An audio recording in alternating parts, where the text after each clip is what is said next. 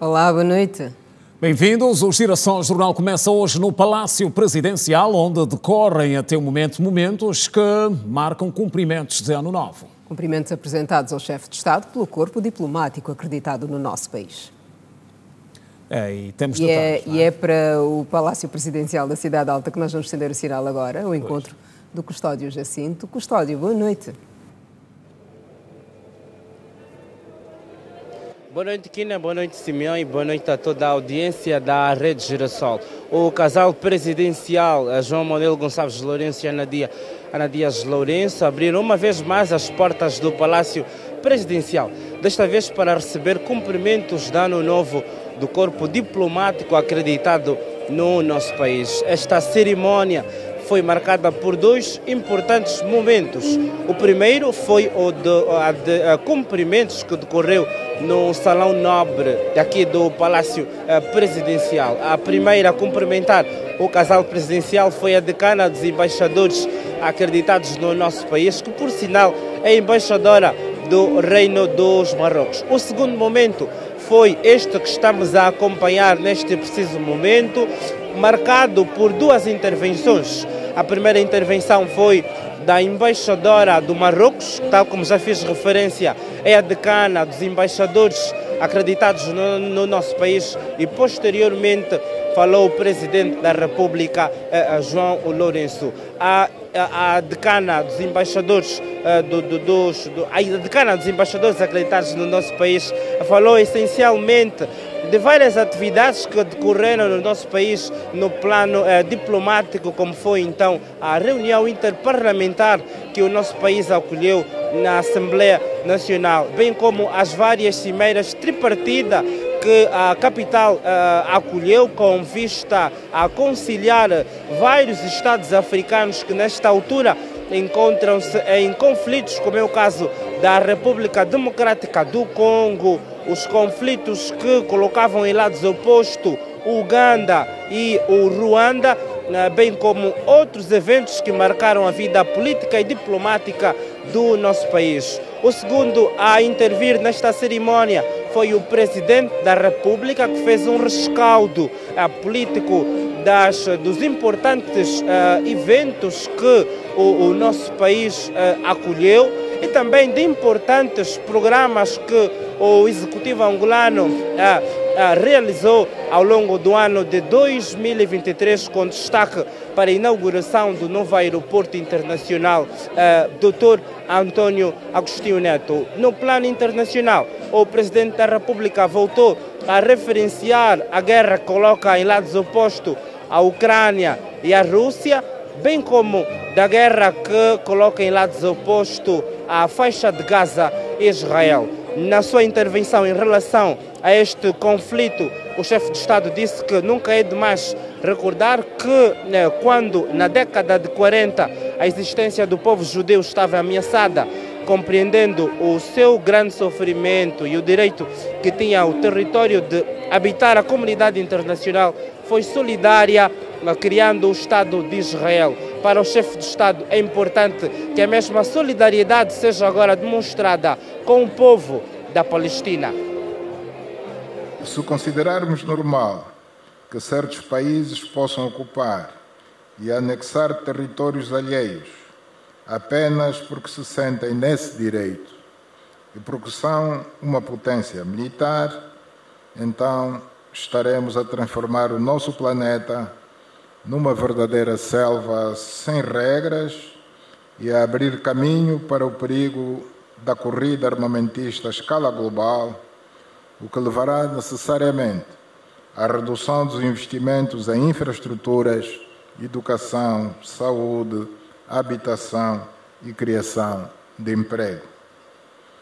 No Médio Oriente, depois dos tristes acontecimentos de 7 de outubro passado, que vitimaram pacatos cidadãos civis e que foram genericamente condenados internacionalmente, não obstante o direito que cabe a Israel de defender o país e de proteger os seus cidadãos, assistimos há mais de 100 dias a uma reação desproporcional que levou neste período a morte de mais de 25 mil cidadãos palestinos, entre os quais milhares de crianças indefesas, que, como sabemos, seguramente não são terroristas. Compreendemos que em todas as guerras há danos colaterais que podem afetar civis inocentes, mas nunca neste número e proporção em que os eventuais danos colaterais humanos e de infraestruturas são muito superiores aos alvos perseguidos. A história vai condenar-nos no futuro se mantivermos hoje um silêncio cúmplice e nada fizermos para se acabar com este massacre de civis que acontece na faixa de Gaza. Simeão, este é o essencial que podemos avançar a esta hora relacionado a cerimônias de cumprimentos de fim de ano, de cumprimentos de ano novo, assim que está correto, que o Presidente da República e a Primeira-Dama da República receberam no dia de hoje. Nesta altura decorre um momento de networking. O Presidente da República, acompanhado do Ministro das Relações Exteriores, vai interagindo com os demais diplomatas presentes nesta cerimônia. A partir do Palácio Presidencial é o essencial que nós podemos avançar. Voltaremos com certeza nos próximos passos de informação para mais detalhes em relação a este evento. Miguel Cristóvão e Custódio Jacinto para o Girassol Jornal. Boa noite. Boa noite, Custódio. Obrigada pelas informações. Pois, boa noite, Custódio. E ao longo do jornal ainda voltamos ao Palácio. O dia está a ser de agenda intensa. Outros destaques nesta edição do Girassol Jornal: ponto de situação dos feridos nos casos do assalto e atropelamentos que marcaram a segunda-feira em Luanda. Veja também detalhes sobre os casos que mais agitaram os hospitais em Luanda nos primeiros 20 dias do ano. Viana, bairro Bois, na zona da Baixa do Cassange, e o grito da população pela falta de alguns serviços sociais. Qualidade do ensino primário nacional, colóquio junto a especialistas na província do Ambo. O Cavango, a nota final do Fórum Nacional que juntou investidores no Quando Cubango. Luanda, 448 anos, mudanças que marcam a cidade capital ao longo do tempo.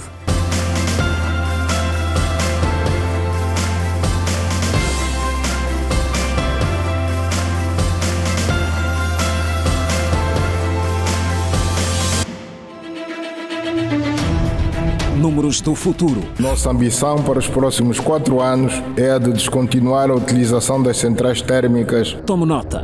2024. 50 casos confirmados da tuberculose.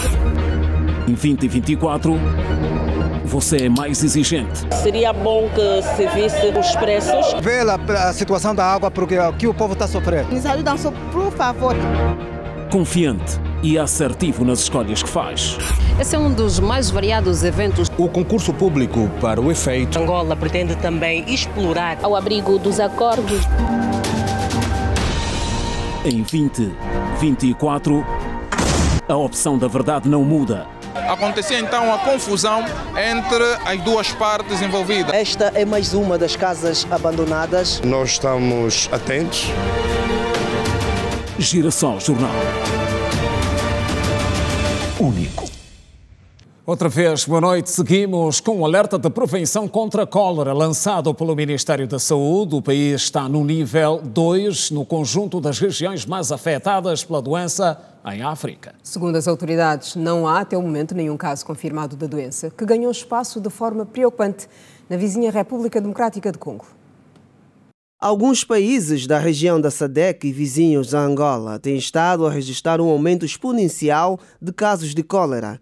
A situação levou nesta terça-feira a Comissão Nacional Multissectorial de Luta contra a Cólera a reunir com caráter emergencial, onde ficou-se a saber no final que Angola se encontra no nível 2 de alerta máximo por causa dos níveis de contágios que se registra na Zâmbia e República Democrática do Congo. A situação é preocupante para nós porque a RDC e a Zâmbia, que fazem fronteira com Angola, neste momento estão com um surto de cólera e que tem evoluído principalmente a nível da Zâmbia nas últimas 3 semanas de janeiro de 2024, onde tivemos cerca já de 7.000 casos e cerca de 400 óbitos. A RDC também sabemos que está com surto também em inícios de 2023 e, portanto, neste momento tem um acumulado de cerca de 42.000 casos. Medidas de saúde pública, vigilância epidemiológica e laboratorial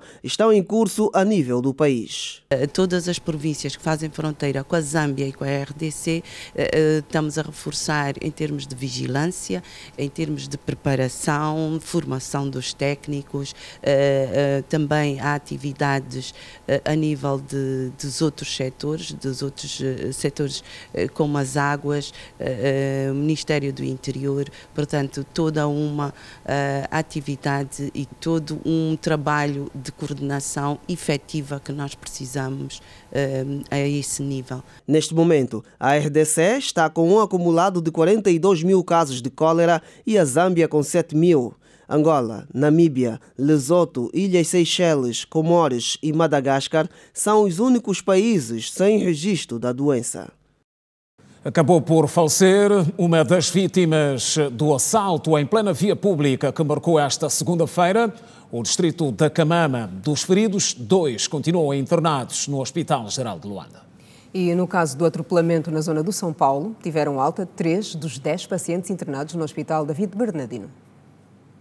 Das 10 pessoas que deram entrada no Hospital Américo Boa Vida, vítimas do acidente de viação que ocorreu nesta segunda-feira na rua Cônego Manuel das Neves, 7 continuam sob assistência médica e 3 tiveram alta. Só tem uma pequena ferida aqui assim. E não se lembra de nada que aconteceu? Estava inconsciente. Quando acordei, já estava aqui. O acidente aconteceu quando um agente da polícia, a bordo de uma viatura, terá perdido os travões do carro e embateu contra os passageiros que estavam na paragem à espera do táxi. Os 2 que foram operados, serão internados na nossa unidade e vamos continuar a acompanhar a sua evolução. Os outros também que estão na nossa unidade continuam a observação e, a posterior, nós vamos estar reavaliando. Se houver necessidade de internamento, serão internados e alguns provavelmente terão alta. Depois do Hospital Américo Boa Vida, viemos até aqui no Hospital Geral de Luanda, onde estão a ser assistidas as vítimas resultante do assalto à mão armada que aconteceu ontem no distrito urbano da Camama. Segundo o médico, um deles foi a óbito. Infelizmente perdemos o doente que estava mais crítico, o doente AE, de 18 anos de idade. Acabou por perder a vida ontem, aproximadamente às 17h29. Dos outros 2, a menina continua estável e o rapaz, esta manhã, teve que entrar com a equipa de ortopedia para realizar uma imobilização da sua fratura da tíbia. Este acidente aconteceu quando 4 criminosos a bordo de 2 motorizadas perseguiram um indivíduo que conduzia uma viatura de forma descontrolada. O mesmo sofreu um assalto à mão armada e lhe foi roubado 3 milhões de kwanzas. O senhor estava a sair de casa para pegar táxi para ir para a escola. Quando eu cheguei na paragem, apareceu um mini autocarro, estava chamado Clambá direito. Então, naquela de nós correr para subir no táxi, aparece um outro carro que estava a ser assaltado. Em vez dele fugir pela estrada, ele vai pelo passeio, bate no autocarro onde nós estávamos. Nos últimos dias, Luanda tem assistido muitos assaltos na via pública, envolvendo muitas somas de dinheiro. Malária e casos de acidentes de viação são os que mais mexeram com as principais unidades hospitalares em Luanda nos primeiros 20 dias do ano. A média de internamentos nos hospitais Municipal de Talatona e David Bernardino supera a registada em anos anteriores. A maior preocupação recai para casos de acidentes de viação. Nestes primeiros 22 dias do ano de 2024, as grandes unidades hospitalares observaram nos bancos de urgências aumento de casos de malária e de acidentes de viação. Durante esses 22 dias, o banco manteve-se agitado, né? Desde o dia 31 para o dia 1, tivemos um banco agitado.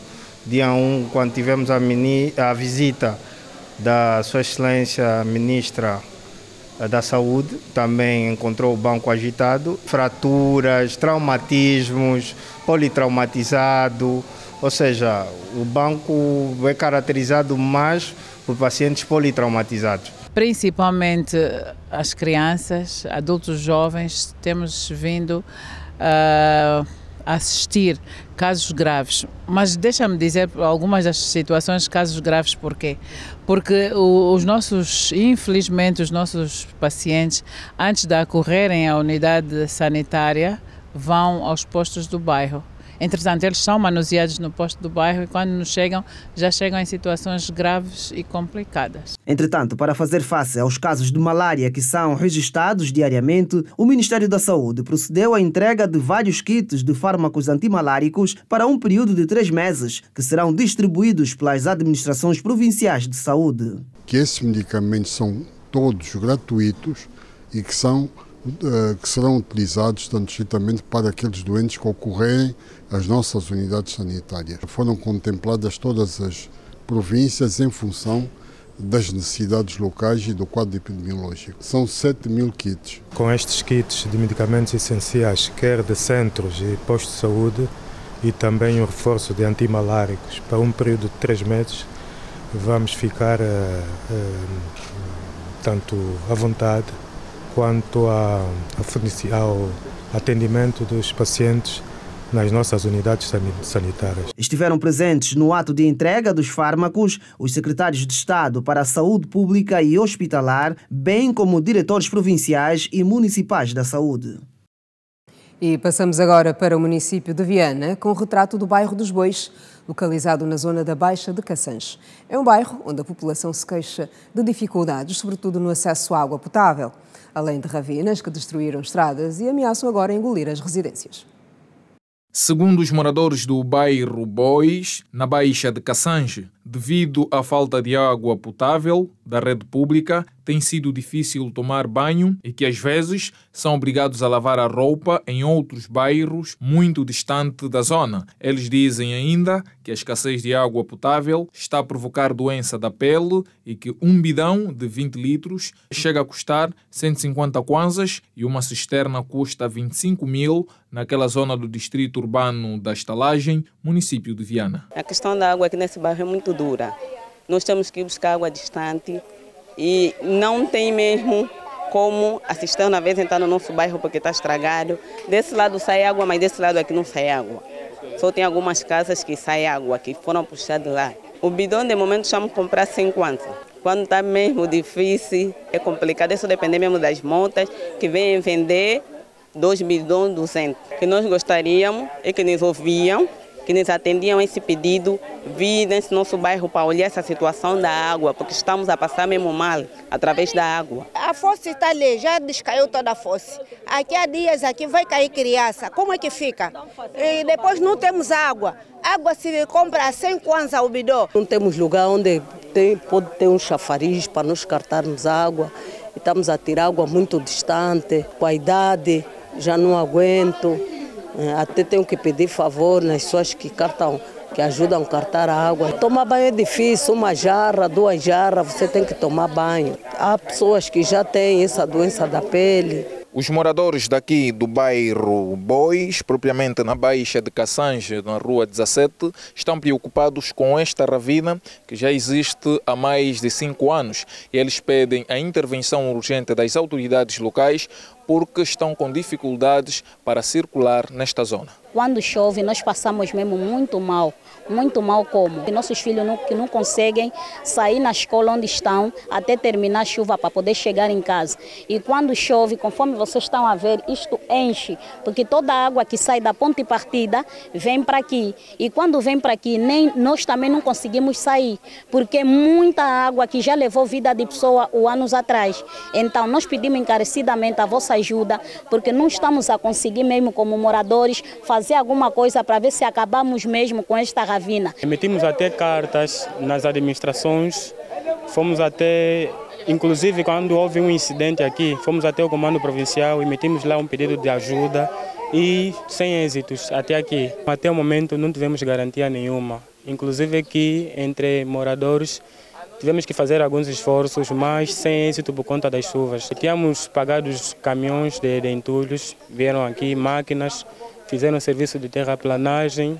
Depois disso se abateu fortes chuvas e a rua voltou a estaca zero. Sem dar entrevista, a administração distrital da estalagem garantiu que já fez o levantamento dos casos da ravina e da água potável e que apresentou todos os problemas à administração municipal de Viana para o seu devido tratamento. O bairro Bois conta com mais de 8.000 habitantes.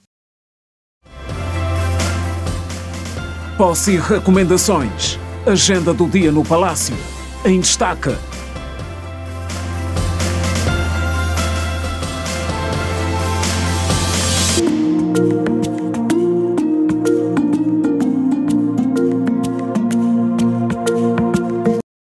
Seguimos a informar. Luanda, 448 anos. Estamos cada vez mais próximos do 25 de janeiro.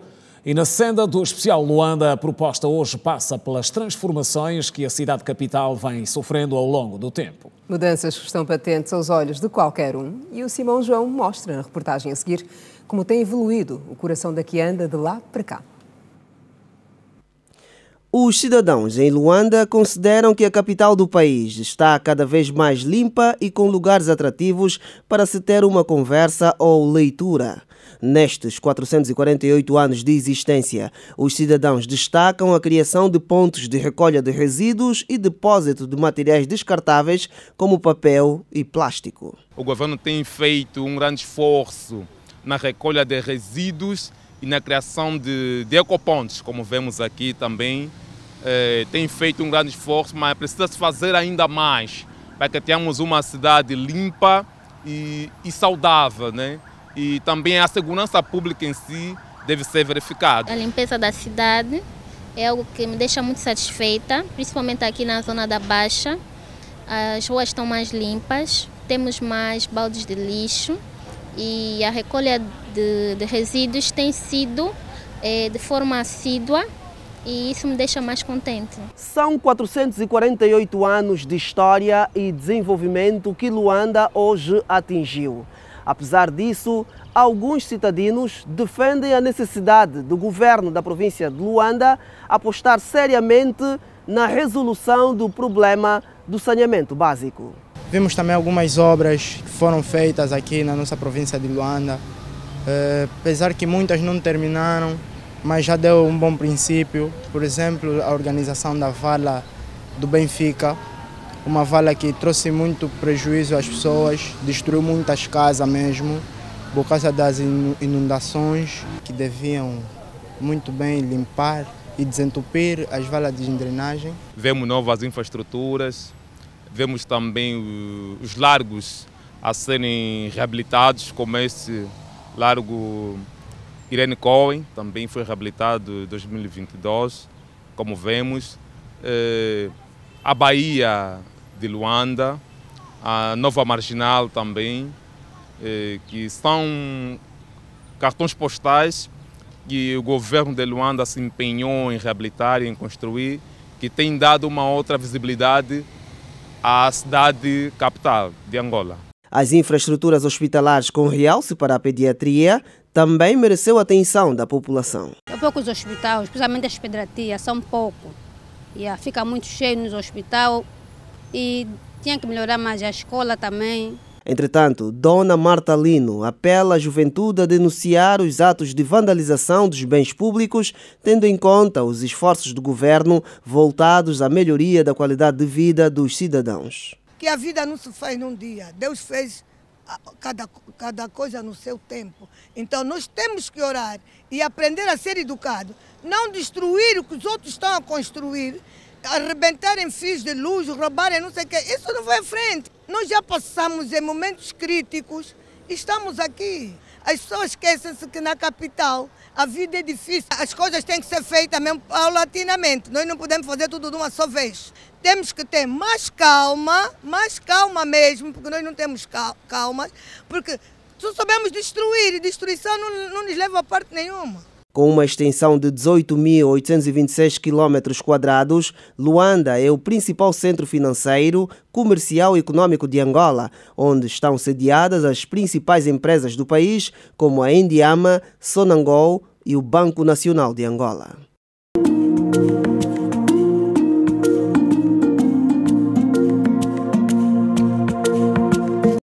Já é janeiro, o mês da capital do nosso país. E na província do Ambo esteve em debate a qualidade no ensino primário. Estão reunidos na capital do Planalto Central especialistas provenientes de outros pontos do país. Que analisam a troca de experiências em matérias de como tornar o ensino primário no país mais eficiente.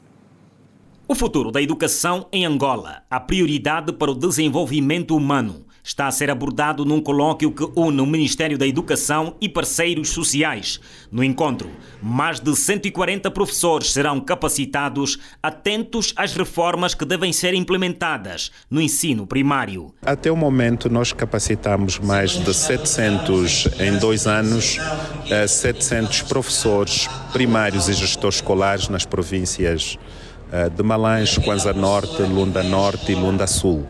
E no Ambo, a partir da manhã, iniciaremos a capacitação de 148 professores primários. Deve a escola garantir a dignidade necessária para todos os intervenientes, quer crianças, quer professores. Isso requer verbas que são proporcionais à dimensão da escola. Para o governo local, todos os parceiros são fundamentais para um ensino de qualidade. Urge a necessidade de refletirmos de forma conjuntural sobre o futuro da educação em Angola, em domínios muito concretos, nomeadamente a formação constante dos professores e gestores escolares, a construção de mais salas de aulas, sobretudo para o ensino primário, a orçamentação de todas as unidades escolares, a aquisição de meios informáticos e didáticos, dentre outros aspectos. Das iniciativas privadas, a construção e reabilitação de infraestruturas escolares são contribuições já em curso em algumas províncias. Nós também estamos a contribuir, juntando parceiros do setor privado, para a construção e reabilitação de escolas. Já construímos uma escola em Malães, a escola da Soba Quinzala. Estamos a reabilitar uma outra, 6 salas de aulas. Com gabinetes e a infraestrutura necessária. Estamos neste momento a reabilitar uma escola com 8 salas de aulas e ampliá-la para 10 salas de aulas, também em Malães.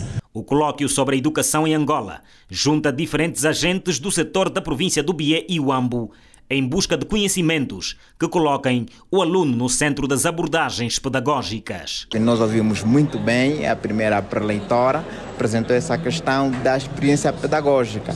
O diretor tem de estar munido com esses elementos, só assim poderá perceber e entender de facto a necessidade de formação dos quadros que ele lidera. Fechou com contas positivas no Quando Cubango, o Fórum Nacional de Atração de Investidores para a região angolana do Okavango. O encontro nacional visou aproximar os investidores internacionais das potencialidades do gigante turístico nacional e o interesse em apostar é satisfatório.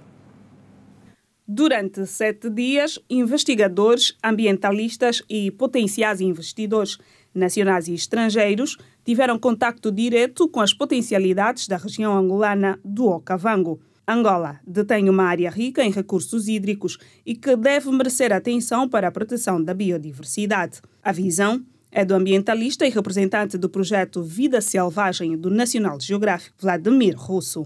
A região do Cubango, Okavango, a região do Quando Cubango, a região do Mochico e outras províncias, como a província do Bié e do Ambo, fornecem água para vários rios da região austral.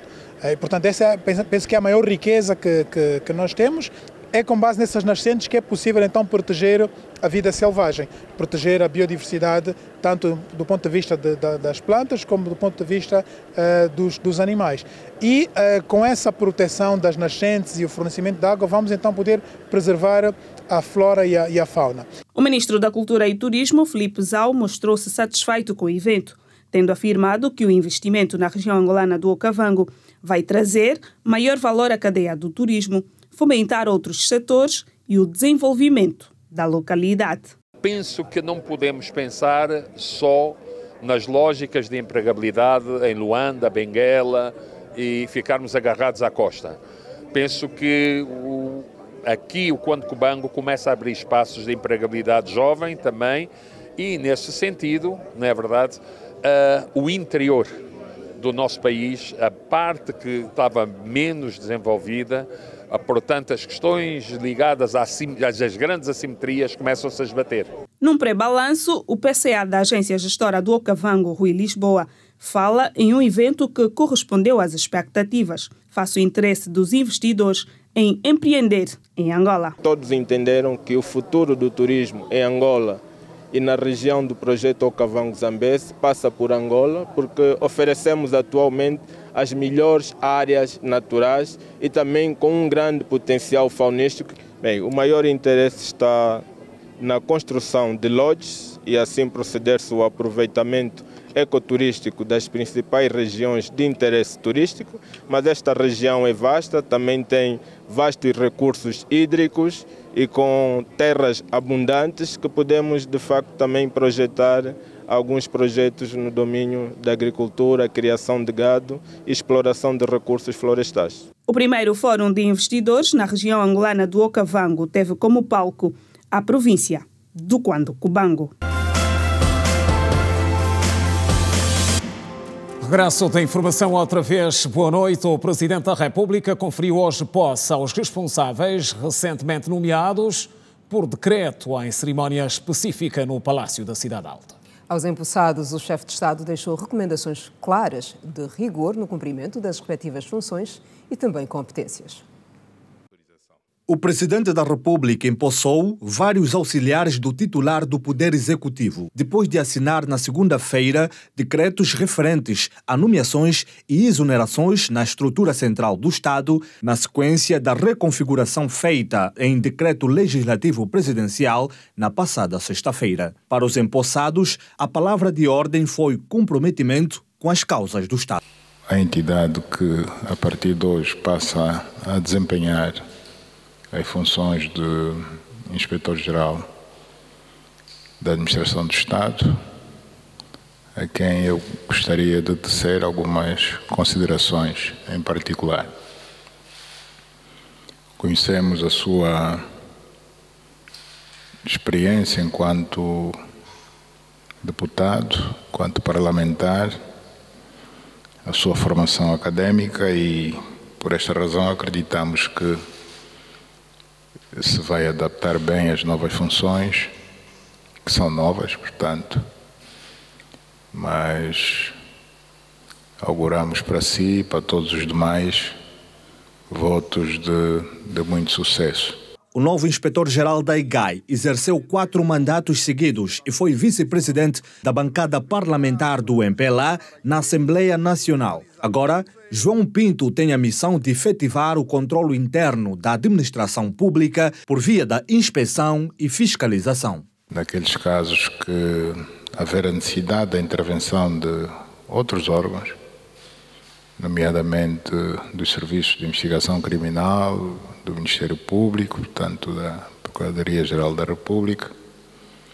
procuro sempre cooperar com eles, resistindo à tentação de querer substituí-los. Portanto, cada um tem o seu momento, cada um tem o seu espaço. Portanto, procurem fazer o melhor que podem, sem nunca ultrapassar as competências que a Constituição e a lei vos confere. No momento da sua intervenção, o novo Inspetor-Geral da Administração do Estado, João Pinto, disse que recebeu de bom grado as orientações do Presidente da República e que só vai fazer o seu papel como um titular ou auxiliar do Poder Executivo. E esta função obriga a que colaboremos com outras entidades ou instituições vocacionadas quando estiverem atos ou irregularidades administrativas que ponham em causa os princípios da probidade, da legalidade ou os princípios consagrados na Constituição, sobretudo para garantir-se a boa governação, mas sempre numa ótica de pedagogia, porque a função da inspeção não é de substituir os órgãos judiciais ou judiciários, é uma função interna da administração que obriga-nos a trabalhar em coordenação e supervisionar e olhar para as normas que regem a administração ou cada setor. Antes da nomeação ao cargo, João Pinto desempenhava as funções de assessor da Presidente da Assembleia Nacional. E ainda no Palácio da Cidade Alta aconteceram hoje explicações sobre como vai funcionar a estrutura central do Estado, à luz das alterações feitas pelo Presidente João Lourenço. São esclarecimentos dados pelo secretário do Presidente da República para a reforma do Estado. O Executivo angolano efetuou recentemente algumas alterações pontuais na estrutura orgânica dos órgãos auxiliares do Presidente da República. Com estas alterações, o governo angolano quer dinamizar a prestação de serviços por parte do Executivo angolano. Esta alteração inscreve-se no quadro da reforma do Estado e o objetivo desta alteração pontual prende-se desde logo com a necessidade de imprimir uma nova dinâmica na ação governativa, assegurar maior eficiência na prestação do serviço público e mais do que isso, eliminar alguma sobreposição até então existente entre os departamentos ministeriais. Outra medida tomada foi a extinção do Ministério da Economia e Planeamento, dando surgimento ao Ministério da Economia.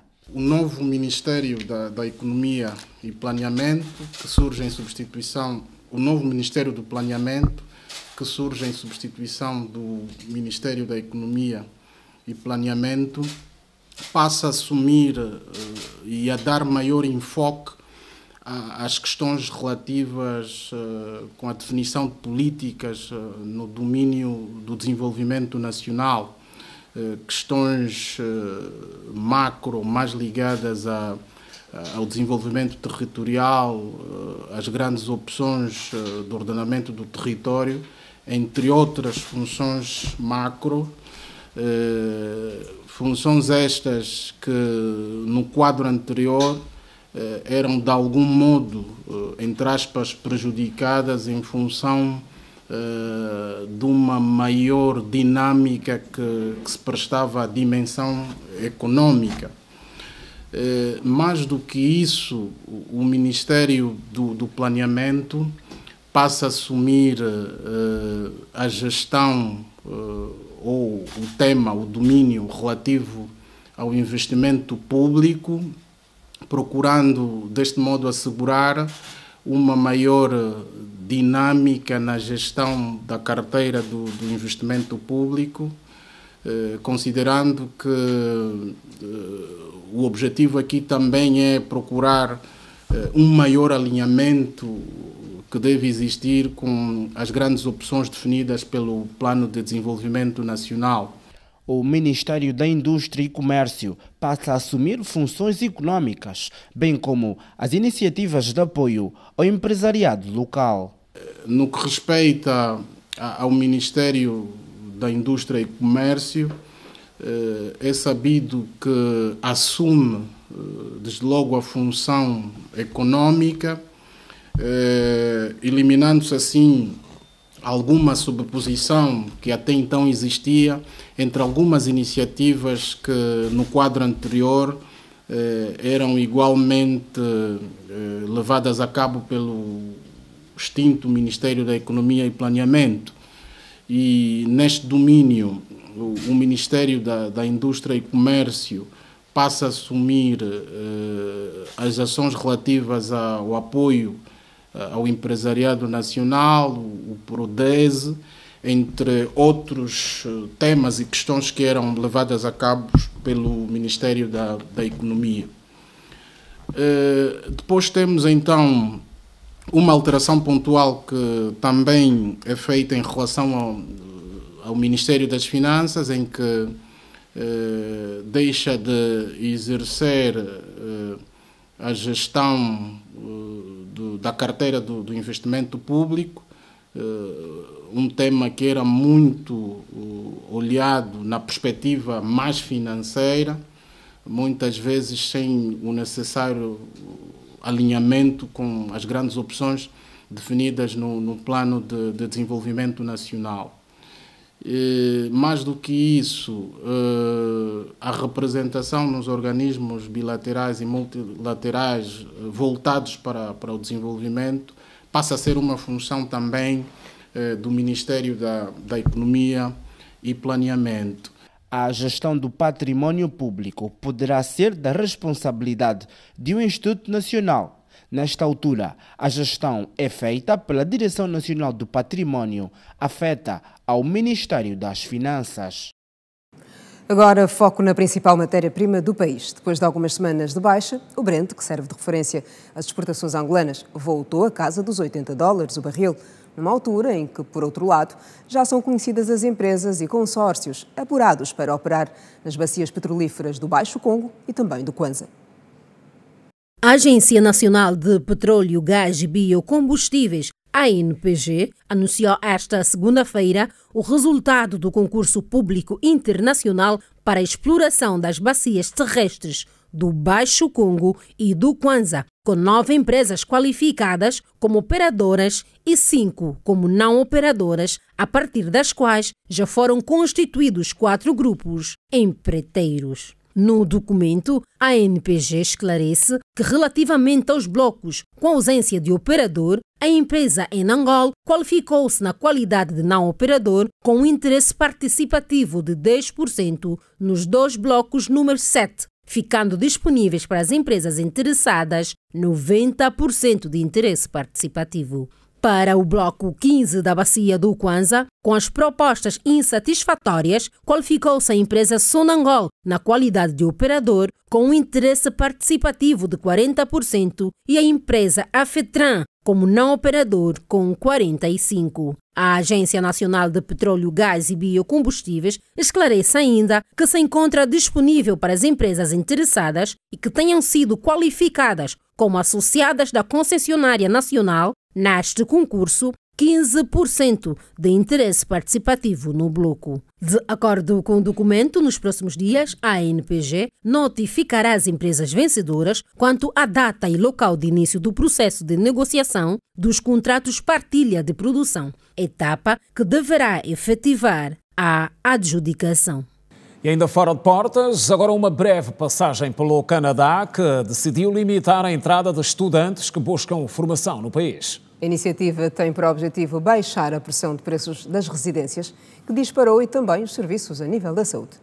O Canadá decidiu limitar durante 2 anos o número de estudantes estrangeiros que poderão entrar no país, numa tentativa de conter a pressão nos preços da moradia e saúde no seu território.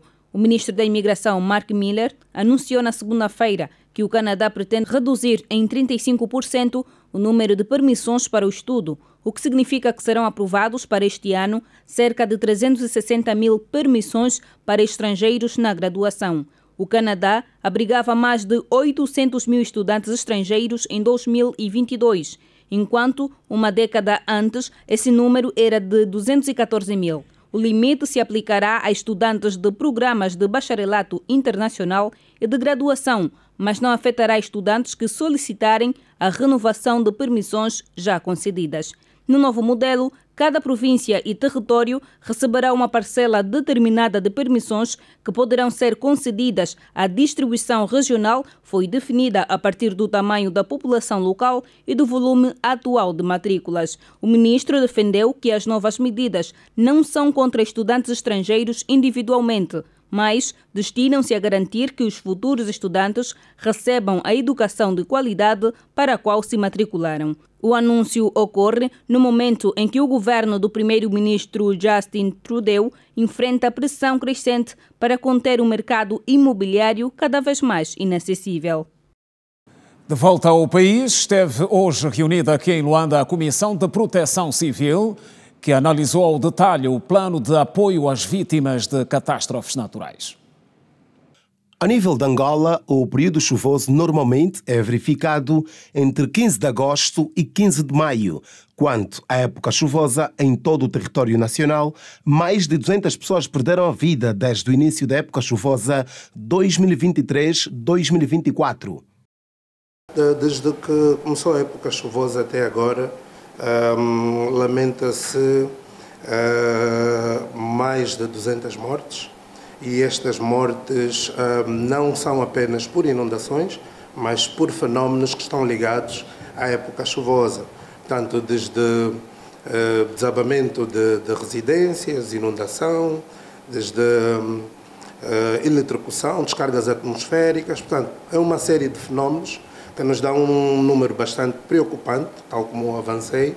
No encontro, os participantes analisaram detalhadamente a situação de Luanda, que apresenta diversas preocupações, com realce para a limpeza das valas de drenagem. Fez parte da agenda também, podemos acompanhar as ações levadas a cabo pelo Governo da Província ou pela Comissão Provincial de Proteção Civil de Luanda. São bastante satisfatórios, na medida em que tem sido feito a limpeza das valas de drenagem. Há um trabalho muito grande de sensibilização que foi aqui orientado a ser contínuo para que as pessoas em zonas de risco sejam então protegidas de males piores ou efeitos negativos dessas chuvas.